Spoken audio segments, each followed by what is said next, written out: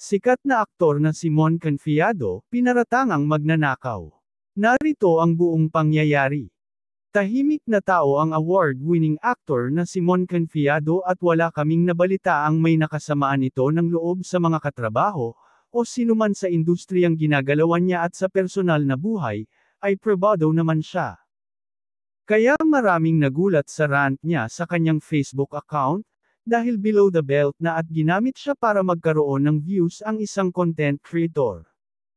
Bungad ni Mon, ayoko na sana patulan itong certain iliid na ito, pero tama pa ba ang ginagawa ng mga content creator na ito?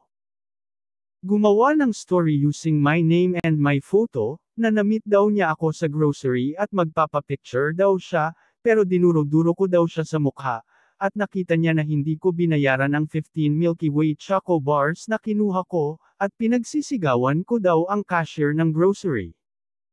Sa sinabing hindi nagbayad ang aktor ng pinamili niya sa isang grocery, ay hindi na ito kapanipaniwala, dahil hindi kilala ng content creator na ito si Mon at kung ano ang estado nito sa buhay.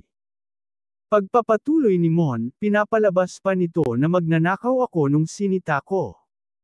Joke daw ito at ito ay copy-paste at biglang nilagyan ng disclaimer ang post niya pero huli na.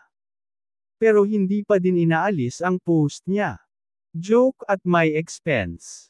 Joke pero nakakasira ng tao. Bakit ka mag-joke sa akin? Close ba tayo? Parang sobra na itong mga ito, at para makakuha lang ng mga likes kahit makasagasa sila ng tao. Tapos sasabihing joke. At dahil viral na ang post ng irresponsibleng content creator, ay marami na ang tumawag kay Mon na mga kaibigan tungkol dito. Aniya, ang daming nag-message sa akin at tinatanong kung totoo ba ito. Of course, sabi ko hindi yan totoo. Never happened. At hindi ako ganung tao.